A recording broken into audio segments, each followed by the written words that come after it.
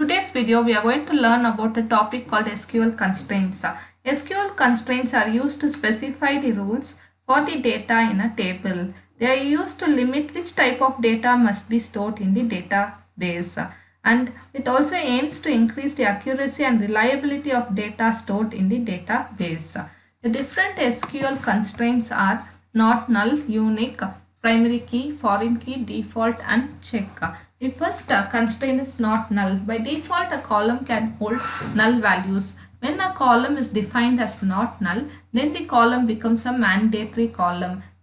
That means the value must be entered into that column. It should not be left blank. So in this example, that is create table product. That is a table named as product will be created with the column names PID and description, company ID, date of manufacturing, type and price. Here the few columns, it will be mandatory that they have to enter the values for those columns. In that case we will specify not null. So PID, that is product ID, it should not be left blank. So we are specifying as not null. This is the constraint which is being used, and description also should be not left blank. So when you specify it as not null, then it is mandatory that the value must be entered to the particular column. The next constraint is unique constraint. This constraint ensures that no rows have the same values in a specific column. That is, the values in the column should not be same. For example, here the PID char not null and it should be unique. So the product ID should be different for each product. It cannot be same. So we are using the constraint that is unique. The next constraint is primary key constraint. A primary key is a field which uniquely identifies each row in the database. So using this primary key, we are able to identify the rows in the table. So here the primary key in a table has special attributes. By default, this column should not be null. That is, it should not have blank values. It defines the column as a mandatory column. That is, the column cannot be left blank, and the data held in the column must be unique. The create table product is the example here. We are creating a product table along with the column names PID, description, company ID, date of manufacturing, type and price.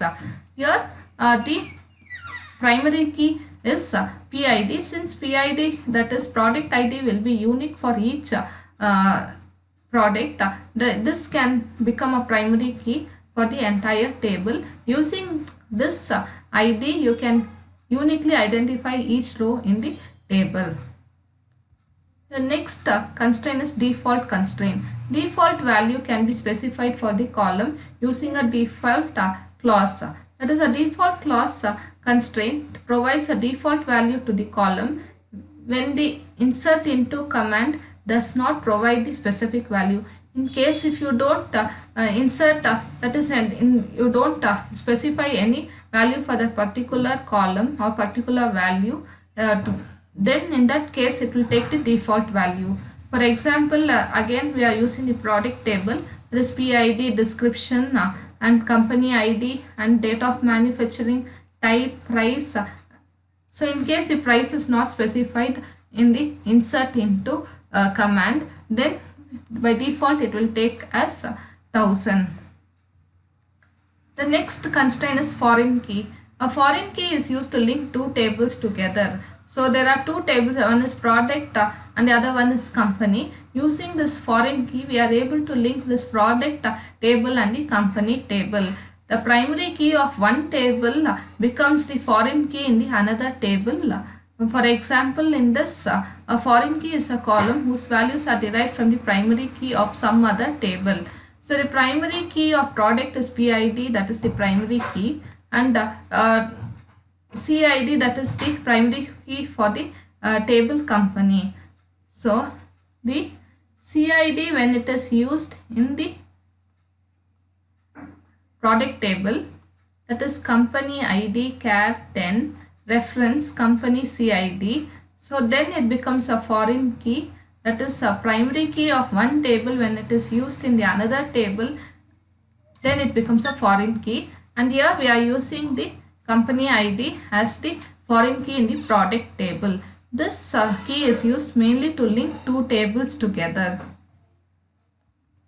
The next constraint is check constraint. Check constraint is used to establish a true or false condition that is applied to the data placed in a column. If a value does not meet the condition, it cannot be placed in the column. For example, again we are taking an example of product PID care. It will check PID like P.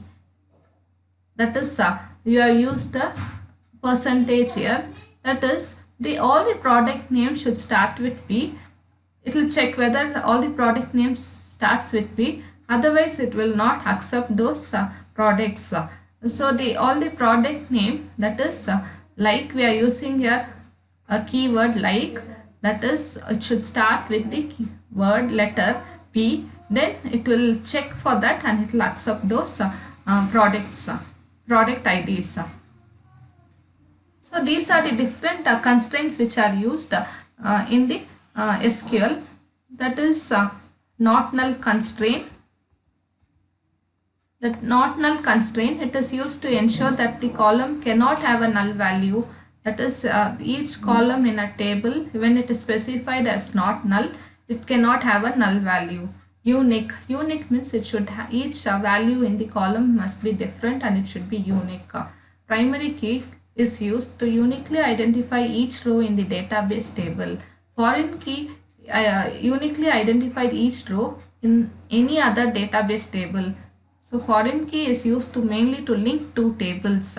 Default provides a default value for the column when none is specified. When you don't specify any value for that particular column, then by default it will take that value. Check, it will ensure that all the values in a column satisfy certain condition. So these are different constraints which are used in SQL.